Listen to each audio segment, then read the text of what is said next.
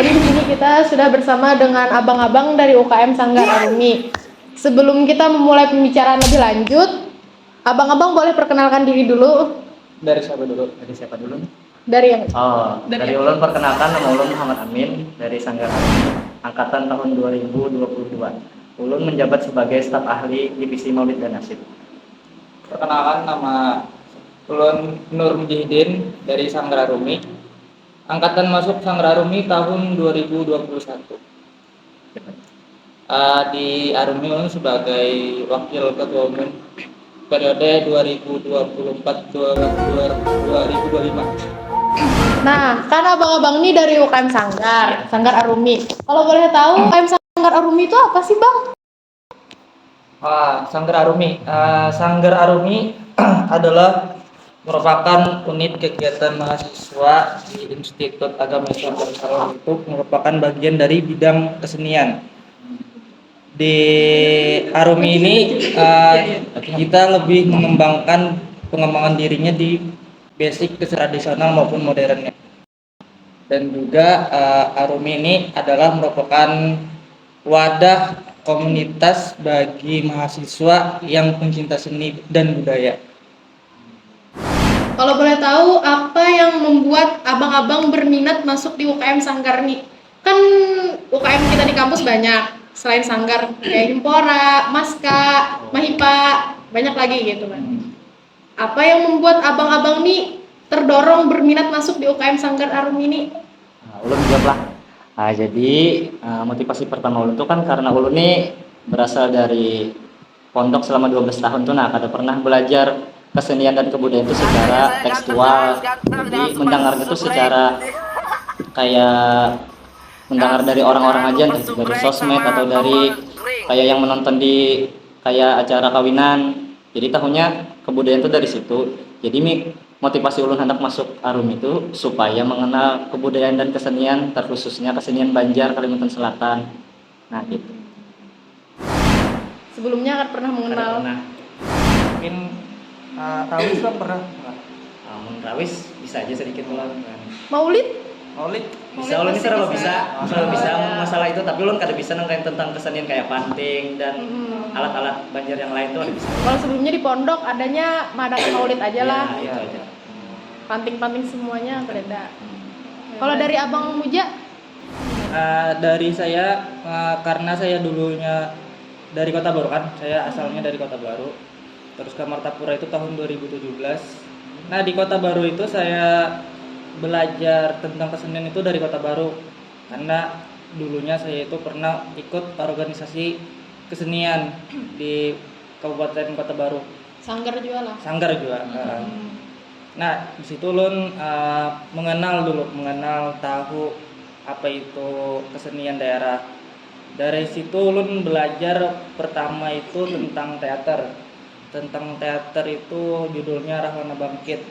Nah, dari situ ulun tahu mengenal bagaimana kultur kita orang Banjar. Terus bahasa kita seperti apa, budaya kita seperti apa. Terus 2017 ulun ke Martapura, masuk sekolah Darussalam, Pondok Darussalam. Sambil Darussalam saya itu mengambil paket C untuk SMA-nya. Setelah lulus paket C saya lanjut lagi ke jenjang kuliah. Nah, dari masuk kuliah ini saya itu UKM yang paling saya cari itu Sanggar Arumi. Soalnya sudah berpengalaman di sebelumnya Bang. Bukan Sanggar Arumi sih, lebihnya ke UKM Sanggar yang di bidang kesenian. Karena saya pernah pengalaman sebelumnya kan. Jadi saya ingin lebih dalam lagi mengetahui bagaimana itu kesenian itu. Iya. Dari situ saya masuk dan mengenal sedikit demi sedikit tentang budaya hingga sekarang saya masih belajar tentang seni dan budaya. Berarti dari awal masuk kuliah langsung tertuju pada Sanggar Arumi ya Bang? Sampai-sampai saya katakan dalam hati itu seandainya di kampus ini mungkin tidak ada UKM Sanggar ya, saya tidak akan masuk apa-apa gitu. Karena jiwa motivasi kesenian sini kuat. Iya. Sudah ada pengalaman sebelumnya di kampung ya, Lo. Oke. Menarik sih tentang seni ini, selalu luas. selalu ada untuk motivasinya untuk seni dan budaya. Oke, jadi kata Bang Muja tadi, beliau tertarik dengan kesenian Banjar.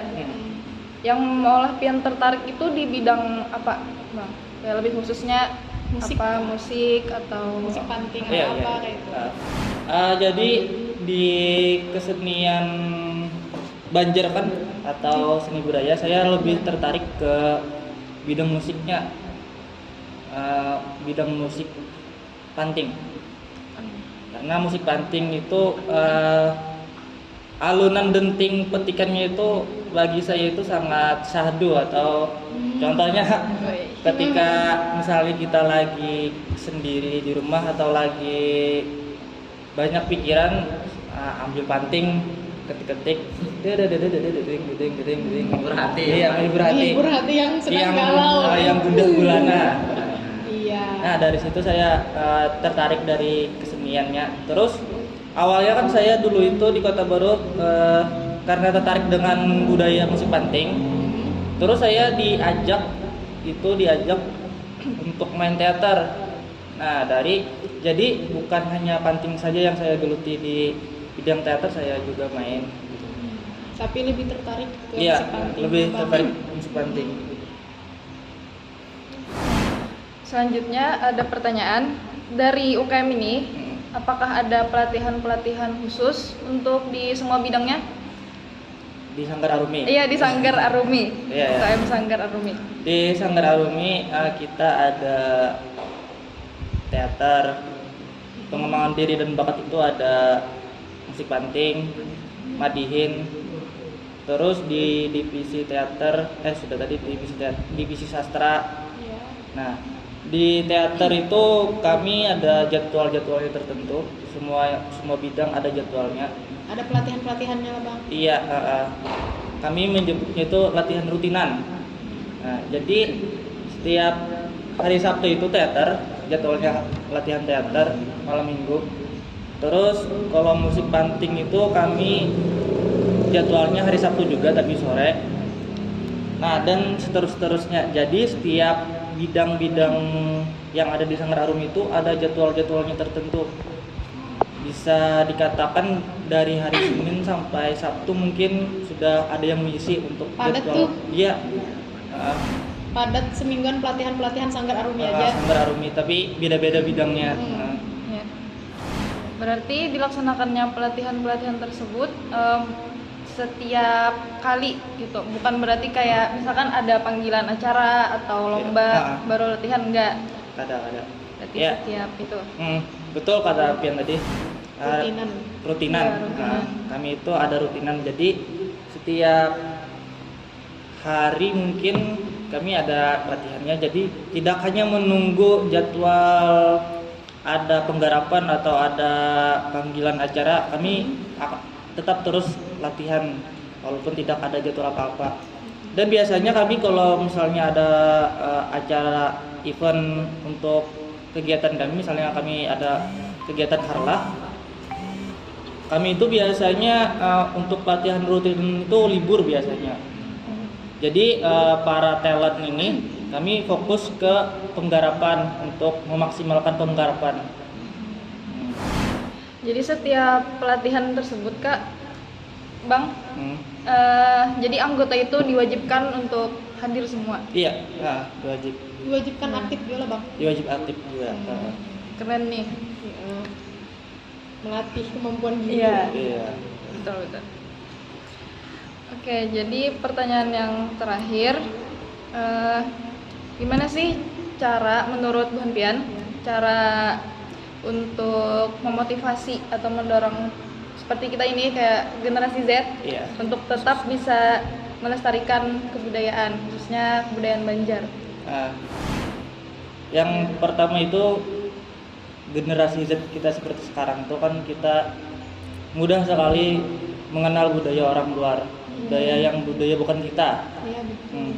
Yang pertama itu kita harus mengenal dan memahami apa itu budaya kita sendiri. Kita harus tahu budaya kita seperti apa. Misalnya kita ingin mengenal budaya kita seperti apa itu contohnya seperti menghadiri acara-acara event-event kesenian. Kan banyak nih di Banjarbaru atau di Martapura itu kan banyak festival-festival tentang budaya Banjar. Contohnya di Martapura ada biasanya setiap tahun itu Sinomahadra, festival Sinomahadra. Dari situ kita mengenal budaya kita. Terus itu menggunakan teknologi yang seperti sekarang kita ada handphone misalnya. Nah, kita cari tahu tentang budaya Banjar itu seperti apa.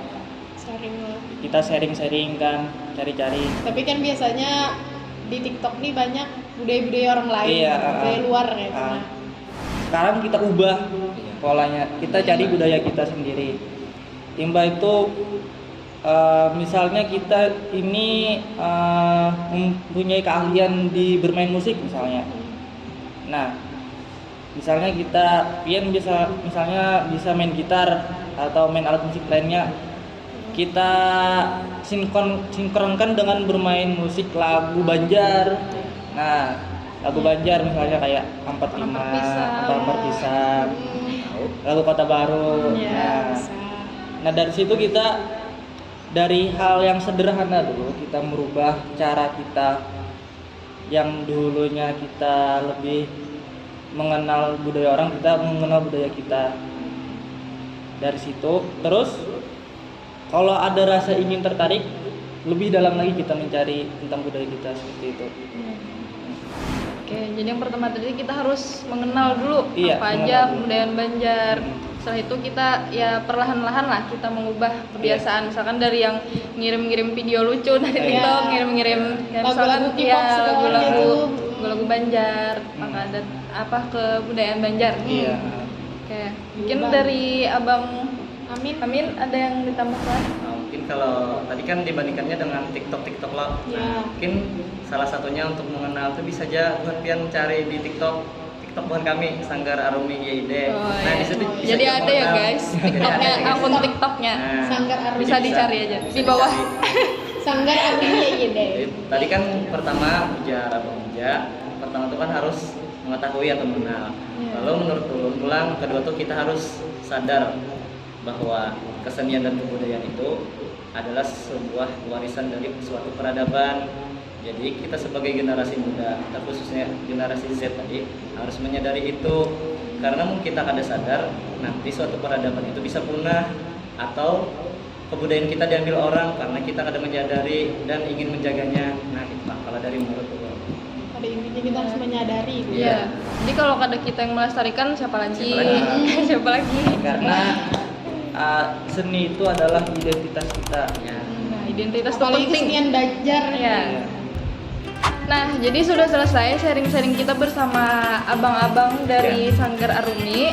Semoga dari sharing-sharing kita hari ini bisa mendapat manfaat dan bisa menambah wawasan kita.